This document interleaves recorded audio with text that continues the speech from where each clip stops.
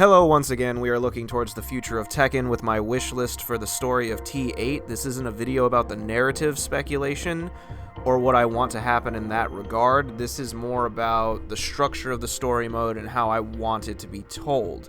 My only bearing on the narrative is the world conflict scenario and the Zaibatsu versus G-Corp fighting should end. Kazuya won, and the world would be happy about it. So Lars, Jin, Alyssa, and Lee should be seen as just rabble-rousers and people trying to stir up trouble. No longer a force to be reckoned with or an army, they're a resistance. Kazuya is smart. He might be the smartest member of the family, so I feel like he'd make several PR decisions to improve his image and drag Heihachi, Lars, and Jin through the mud, and even prove the footage of him as a devil is fake.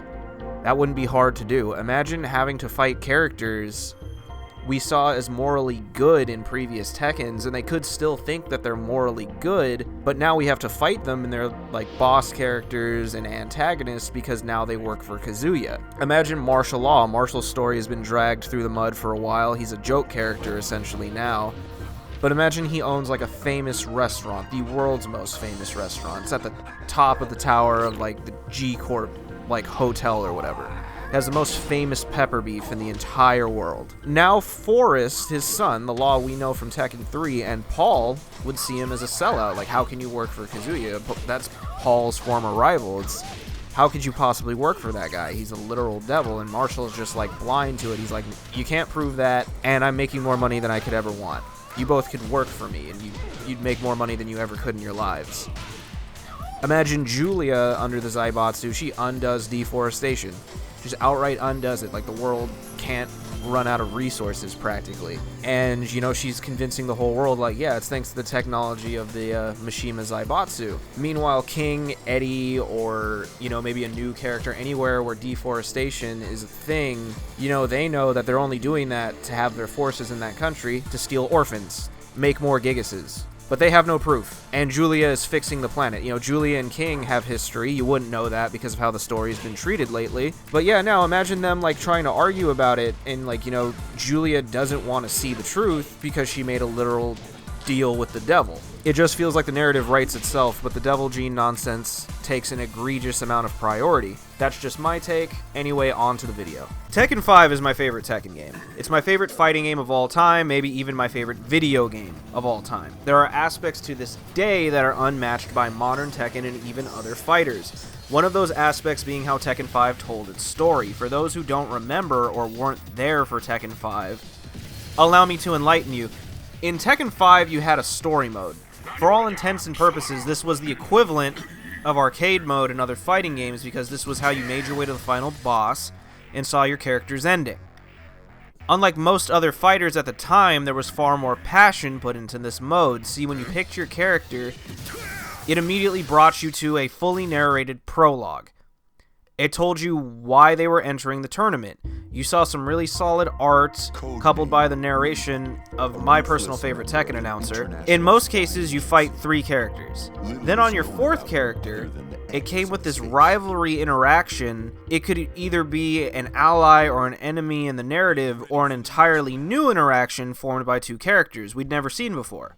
Did you know Lei Wulong and C. Fox are friends? No, I'm not surprised. After this banter, winning would yield another interaction between 2 characters. Sometimes losing would. And then you fought 3 more times, usually around fight 7, another rival showed up, but usually this was your character's main adversary. This was the antagonist of your character's story. Eddie finds Kazuya, Steve finds Heihachi, Yoshi finds Brian, etc. This one is meant to have a darker, more serious tone, but again, it varies from character to character. Then you get to fight 8 in the lineup, and it's Devil Jin. He's the sub-boss for the majority of the cast. He's nothing too special, it's just meant to be nostalgic. You're fighting the devil, and he fights like Jin from Tekken 3.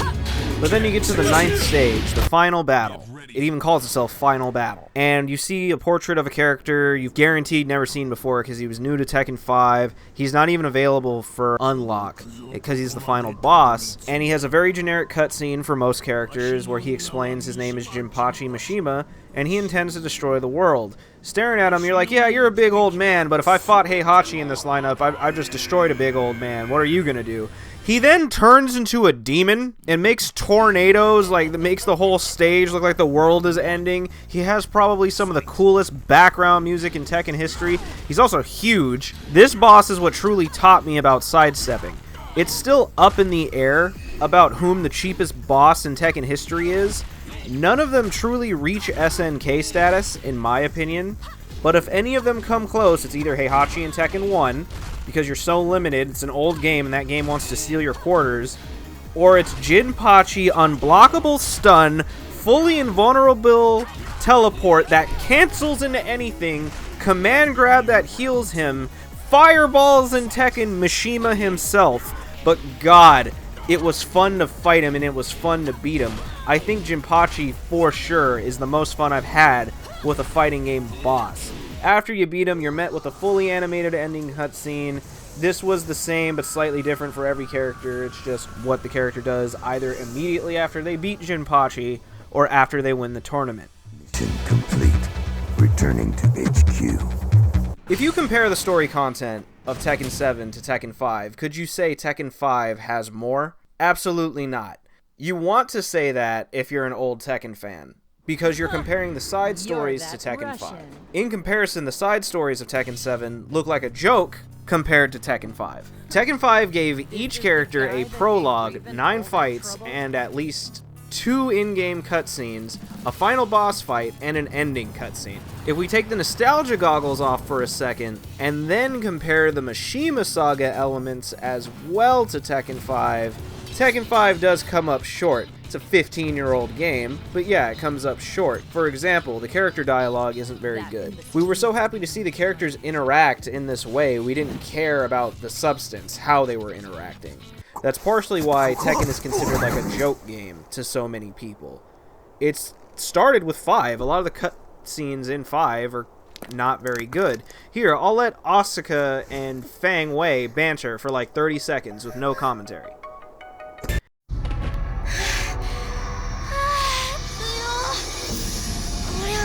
苦戦するわな。まあ、私は勝ったけど。さて、敵は打った。こっからはうちの腕試しや。Yeah, that was awkward, right? It's not horrible, it's not even bad, it's just not great storytelling. Meanwhile, if we compare that to any scene where Akuma shows up, it's just more engaging. It's just one of those little hints of modernization in the Mishima Saga story I would love to have applied to a Tekken 5 style story mode. The Mishima Saga may have dropped the ball with the narrative and only having 10 characters appear in the main story. That was a problem. When we look at the gameplay, though, Tekken 7 was onto something. There are portions where you fight hordes of Tekken Force members or Jacks. That's a lot of people's favorite portion of the game. You'll replay through the opening of Tekken 5. I hope something like that comes back, along with the fact that each actual Tekken character you fought was enhanced in some way. This made the fights more fun. It made every character feel like a boss fight. Heck, some of them were. Sometimes, like, Kazuya would just be in his devil form, and you remember Shin Akuma at the end. That feeling of having to approach a CPU fight differently from a fight with another player isn't usually a good feeling to have, especially in fighting games. I think Tekken 7 fixed that. Nina rolling around to avoid my moves, and she even has access to, like, an unblockable interrupt, just like Jinpachi did in Tekken 5. It gives me that same drive to win as in a Souls game. I understand the computer is still just input reading, but they aren't input reading and then beating me with the same old moves I would know how to fight against. It's a unique situation I won't get fighting against a player. I'm convinced a proper hybridization between Tekken 7's gameplay approach to a story and Tekken 5's general structure would lead to the best Tekken story mode yet. If Tekken 8 has a centralized main story, I just hope it leaves room for the side characters to shine. It should work like this. The main story is a chapter-based set narrative just like the Mishima Saga in Tekken 7. Act 1 should take place before the tournament. Then the last chapter of Act 1 should lead into the King of Iron Fist tournament being announced. At that point, the main story is put on pause, and you must play the side stories of the other characters to unlock the rest of the main narrative.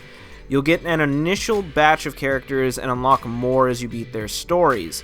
This mode should function like Tekken 5 with some modern touches. Prologue should make a triumphant comeback, fully narrated with awesome artwork, a minimum of 2 rival cutscenes, and I would say more depending on the character, and an ending cutscene. The gameplay against said rivals should adopt the newer aspects of single-player gameplay. For example, the rival characters should become way harder to fight boss versions of themselves. They should gain access to either the various customization items, if those make a return, or be given extra properties and moves they don't have ordinarily. Say you fight against Brian as Yoshi, and he actually pulls a minigun off his back, and he starts spooling it, and the game prompts you to do the helicopter over him for the unblockable. Should you fail, you lose like half your health. I mean, that doesn't sound too hard, you shouldn't really fail, but so it should be really punishing. This version of Brian isn't one you've prepared for. His back 2 and his hatchet kick have armor. His taunt cancels into him just laughing, so he permanently gains more damage on his moves. Imagine you fight Armor King with Marduk, and Armor King can just reverse your tackle every time with a unique reversal that no one else has, and he just starts ground pounding you instead. You cannot tackle Armor King as Marduk. How do you proceed? The possibilities are endless. After you beat your second rival character, right before you get to the, let's say, the 8th fight, you must fight a bunch of Tekken Force guys and Jacks, insinuating your character is now interfering with the tournament and must be dealt with. Then your 8th fight should be a sub-boss, such as a super version of Jin, Kazuya, Lars, or Li Qiaolon. Then fight 9 is the final boss, whomever it may be. Then you get a non-canonical, if that character had one style cutscene, or depending on the character, it could be the cutscene that leads them into the second act of the main story. As you progress, eventually beating it with everyone, you eventually unlock the story for the character who canonically wins the tournament. So Jin, Lars, Kazuya, whomever wins. The story can even take a weird turn, and like someone like Steve or Hwoarang or Zhao or something could win, because the main characters couldn't participate due to main story situations. And then once you unlock the final character's cutscene, the ending is the canonical transition into the rest of the main story. Act 2 would be the final chapter or set of chapters, and then it could lead to the conclusion, fighting of the true final boss, and credits, everyone's satisfied, we all go home. I feel like that would be the most satisfying way to do the story. I really feel like Tekken 7 and Tekken 6 moving away from the tournament aspect of the narrative and going so hard into the corporate war, Devil Gene stuff did mark the downfall in Tekken's story. We need to go back to this being a tournament and a bunch of people trying to enter to either win money, fight their rival, or secure something that the Zaibatsu stole. Kazuya won in Tekken 7. This world conflict nonsense needs to stop.